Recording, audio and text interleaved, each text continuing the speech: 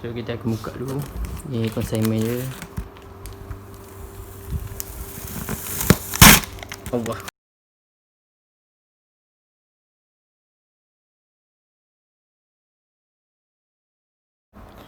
So assalamualaikum dan salam sejahtera. Welcome back to my YouTube channel. So video ini aku akan buat satu macam restoration lah. Aku akan tukar coverset, tukar spoiler and tukar lampu belakang. Sebab baru ni aku accident dan teruk kat motor aku. So hari ni sekarang kita akan unboxing dulu. Kita akan unboxing dulu dia punya coverset. Aku beli kat Shopee OEM. Aku beli coverset V6 motor aku V4. So kita unboxing dulu lah. Lepas kita unboxing, kita akan tukar coverset. So kita akan buka dulu. Ni consignment je.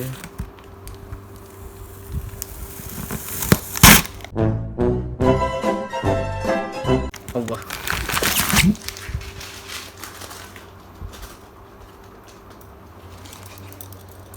Kita buka dulu.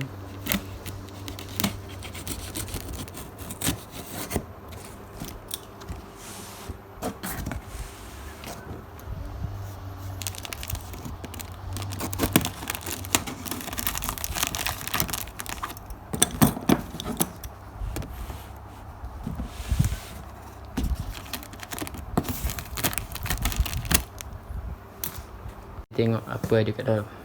Mestilah coverset ni. So ni dia punya emblem.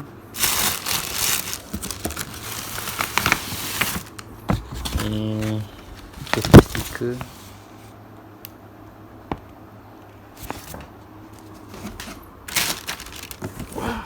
Tengok. Boleh teka dah ni aku beli coverset apa.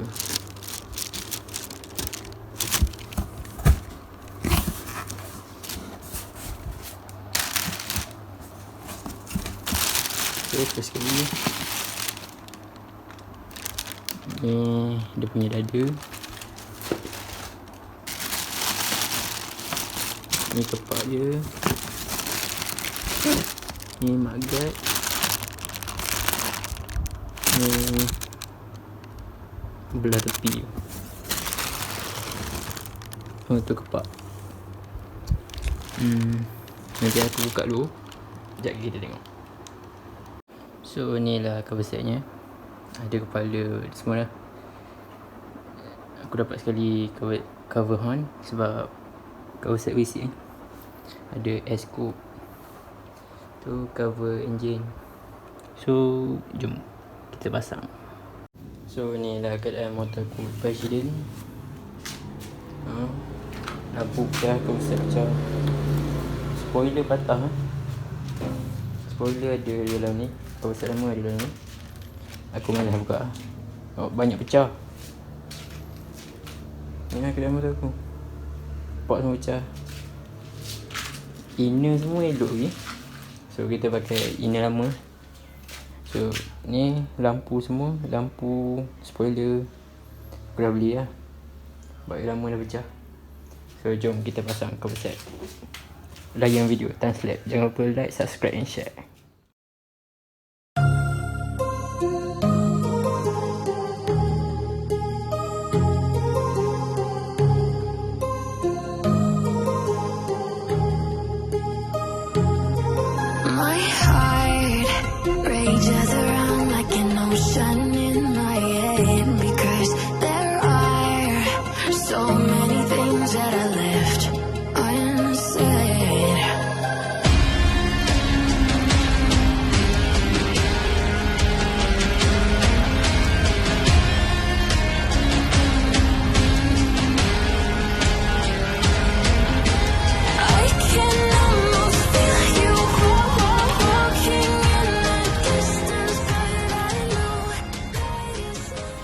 So ni lah motor aku dah buka coverset lama. Ni tengok lampu aku. Oh lawa kan. Nak tengok aku pasang lampu ni. tengok kat channel aku ada buat video. So kita akan pasang coverset baru lah. Kepala aku akan pakai kepala lama sebab kepala pun warna biru sama.